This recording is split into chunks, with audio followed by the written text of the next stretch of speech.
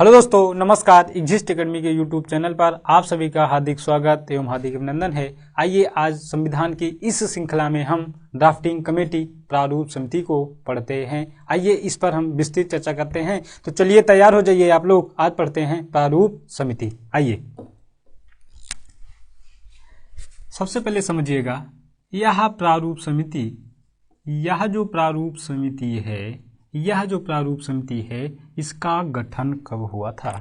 तो प्रारूप समिति का जो गठन हुआ था, इसका गठन 29 अगस्त 1947 को हुआ था। इस प्रारूप समिति में कितने सदस्य थे?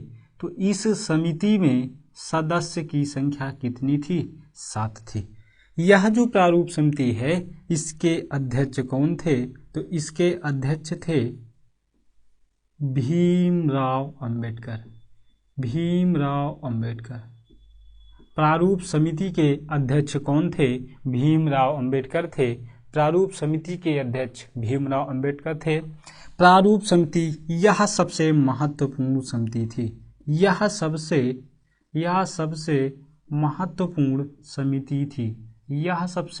महत्वपूर्ण समिति थी। यह बातें समझ में आई भाई? प्रारूप समिति जो थी इसका गठन 29 अगस्त 1947 को हुआ था। प्रारूप समिति में 7 सदस्य थे जिसके अध्यक्ष भीमराव अंबेडकर थे। आइए और जो 6 अन्य सदस्य हैं उनके बारे में भी चर्चा करते हैं। कौन से 6 अन्य सदस्य थे? तो 6 अन्य सदस्य कौन से थे? 6 अन्य सदस्य एक तो आपके हो जाएंगे, सबसे पहली बात यहाँ लगा दीजिएगा V.R. अम्बेडकर। ये जो हैं भीमराव अंबेडकर जी, यह समिति के अध्यक्ष थे। इसी तरीके से अगले हो जाएंगे गोपाल स्वामी आयंगर। तीसरे हो जाएंगे अल्लादी कृष्ण स्वामी अय्यर हो जाएंगे। चौथे आपके हो जाएंगे K.M. मुंशी हो जाएंगे। 5वें सदस्य हो जाएंगे मोहम्मद सादुल्ला।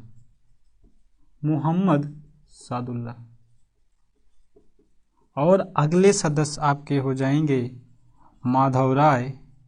और अगले सदस्य आपके हो जाएंगे T.T. कृष्णमाचारी। ये 7 सदस्यीय जो प्रारूप समिति थी, यह 7 सदस्यीय प्रारूप समिति के यह 7 मेंबर हुआ करते थे या होते थे। बातें समझ में आई भाई? यह जो भीमराव अंबेडकर थे प्रारूप समिति के अध्यक्ष थे, बाकी 6 अन्य सदस्य थे। बात को समझना यहाँ पे यह है, यह जो माधव राय थे, माधव राय B.L. मित्र के स्थान पे आए थे। B.L. मित्र के स्थान पर आए थे। बातें समझ में आई? B.L. मित्र का जो स्वास्थ्य था वो खराब था, तो B.L. मित्र ने क्या कर दिया, इस समिति से इस्तीफा दे दिया और उनके स्थान पे माधव राय जी आ गए। इसी तरीके से T. कृष्णमाचारी जो थे, यह D.P. खेतान के स्थान पे आए थे। D.P. खेतान, ये जो D.P. खेतान थे, D.P. खेतान की जब मृत्यु हो गई थी तो उनके स्थान पर T. कृष्णमाचारी प्रारूप समिति के सदस्य के रूप में शामिल हुए थे। बातें समझ में आ गई? यह जो 7 सदस्यीय प्रारूप समिति थी, ये माधव राय और T. कृष्णमाचारी ये पहले नहीं थे। पहले B.L. मित्र और D.P. खेतान थे। B.L. मित्र स्वास्थ्य के कारण रिजाइन दे दिए, त्यागपत्र दे दिए, तब माधव राय उनके स्थान पर और D.P. खेतान की मृत्यु के पश्चात उनके स्थान पर T. कृष्णमाचारी हो गए। बातें समझ में आई भाई?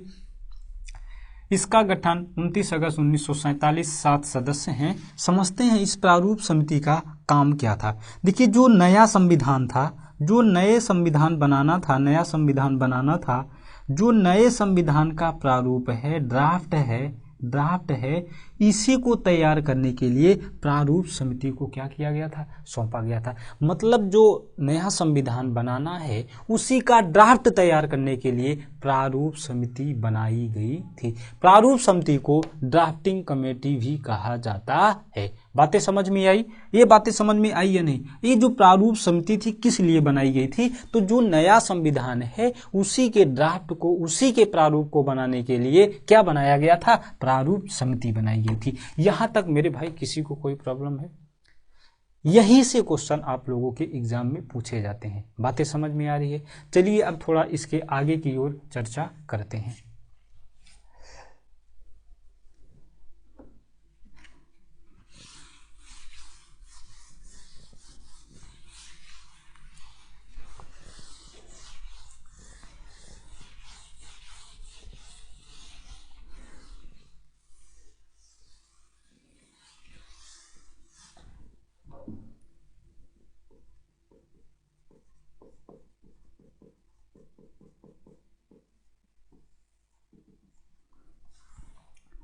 यह जो प्रारूप समिति थी, प्रारूप समिति में इसके पहले आप लोगों को, जब इसके पहले वाली प्रीवियस जो आप लोग क्लास देखे होंगे उसमें विभिन्न समितियां बताई गई थी। तो यह जो विभिन्न समितियां हुआ करती थी, इन विभिन्न समितियों की सिफारिश, इन विभिन्न समितियों को स्पष्ट अध्ययन करने के पश्चात, स्पष्ट विचार विमर्श करने के पश्चात, यह जो विभिन्न प्रकार की समितियां थी, इन समितियों पर अध्ययन करने के पश्चात फाइनली फरवरी 1948 में पहला प्रारूप प्रकाशित हुआ। फाइनली पहला प्रारूप प्रकाशित हुआ। बात को यहाँ समझना है यहाँ पे कि जो प्रारूप समिति थी, इसके पहले जितनी भी समिति थी सब पर क्या किया गया, बाकायदे अध्ययन किया गया, विचार विमर्श किया गया। उसी के पश्चात यह पहला ड्राफ्ट फरवरी 1948 को प्रकाशित कर दिया गया। और जब फरवरी 1948 को यह ड्राफ्ट, यह प्रारूप प्रकाशित किया गया तो 8 माह का समय दिया गया कि आप लोग भी इस प्रारूप पे पढ़िए, प्रारूप को पढ़िए, समझिए कि मेरे भारत का जो यह संविधान है इस तरीके का बनने जा रहा है। 8 महीने के समय देने के पश्चात कुछ लोगों में शिकायत आई, आलोचना मिली। विभिन्न चीजों को देखते हुए दोबारा से 8 माह बाद अक्टूबर 1948 को दूसरा प्रारूप प्रकाशित हुआ। बातें यहां तक समझ में आई या नहीं भाई?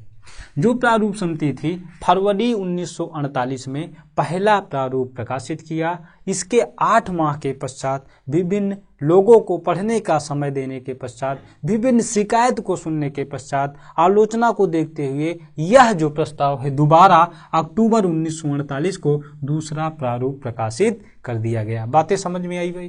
देखिए, जो प्रारूप तैयार करने का जो समय लगा था, प्रारूप तैयार करने का जो समय था, तैयार करने का समय 6 माह से कम लगा। 6 माह से भी कम का क्या लगा, समय लगा। मतलब यह जो प्रारूप था, प्रारूप तैयार करने में 6 माह से कम का भी समय लगा। इस दौरान 114 बैठकें हुई। इस दौरान कितनी बैठकें हुई? 114 बैठकें हुई। बातें यहां तक समझ में आई भाई? प्रारूप समिति में यहां तक बातें समझ में आई कि नहीं समझ में आई? देखिए, हमने क्या बताया, फरवरी 1948 में पहला प्रारूप तैयार कर दिया गया, पेश कर दिया गया। उसके बाद 8 माह तक समय दिया गया लोगों में। ये कहा गया कि संविधान के बारे में आप भी जानिए और यह जो संविधान इस तरीके से बनने जा रहा है। तो यहां पे क्या हुआ, 8 महीने का समय दिया गया। उसके बाद अक्टूबर 1948 में संविधान के दूसरा प्रारूप क्या किया गया, प्रकाशित कर दिया गया। तो प्रारूप तैयार करने के समय, इसको याद रखेंगे, प्रारूप तैयार करने में 6 माह से कम का भी समय लगा और इस दौरान 114 बैठकें हुई थी। बातें समझ में आई? बातें समझ में आई या नहीं? अब क्या हुआ, भीमराव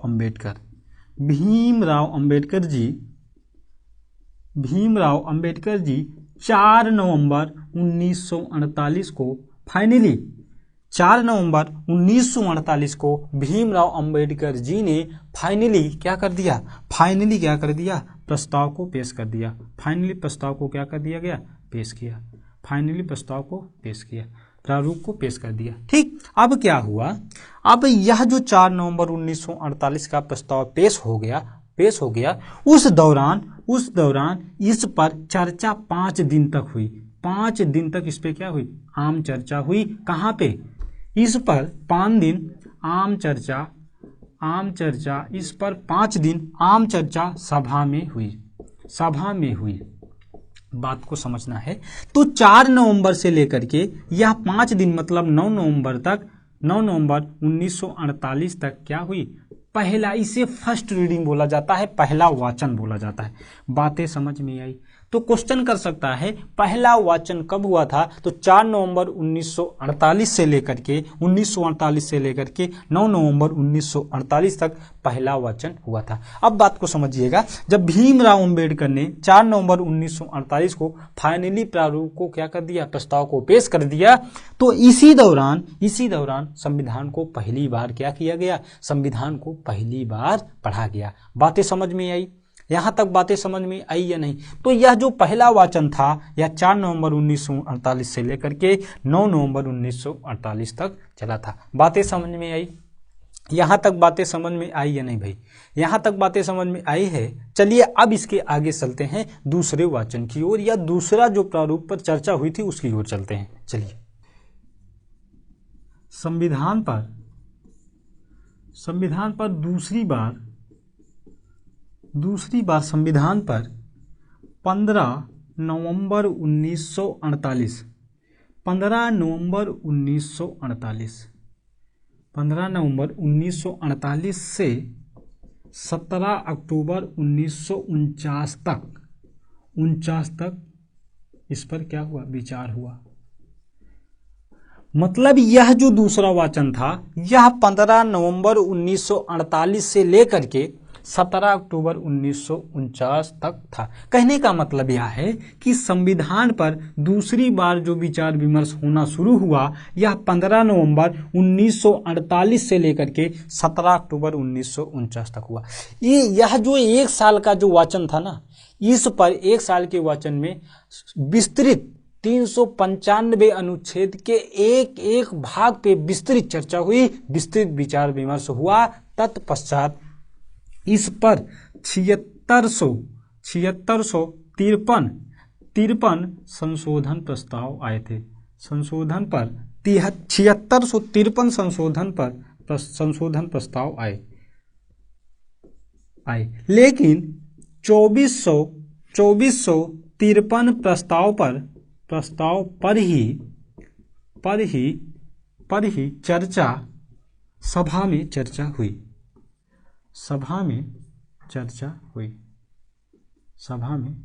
हुई। बात को समझिएगा। दूसरी बार जब यह वाचन हुआ तो 15 नवंबर 1948 से लेकर के 17 अक्टूबर 1949 तक हुआ, और 1 साल का यह जो प्रक्रिया जो चली थी, इस 1 साल में जितने आर्टिकल थे उस पर बेहद चर्चा हुई, अच्छी चर्चा हुई, किसी भी प्रकार का कोई भी कंफ्यूजन नहीं रहा, जिसमें 2473 प्रस्ताव पर ही सभा में क्या हुई, चर्चा हुई। यहां तक बातें समझ में आई। दूसरा वाचन याद रखेंगे, बहुत लंबा वाचन था। बातें समझ में आई। इसके बाद आ जाइए तीसरा पॉइंट चलते हैं। तीसरा पॉइंट या तीसरा वाचन या तीसरी बार विचार, 14 नवंबर 1949 को तीसरी बार संविधान पर विचार होना शुरू हुआ। इस समय भीमराव अंबेडकर ने the constitution is settled by the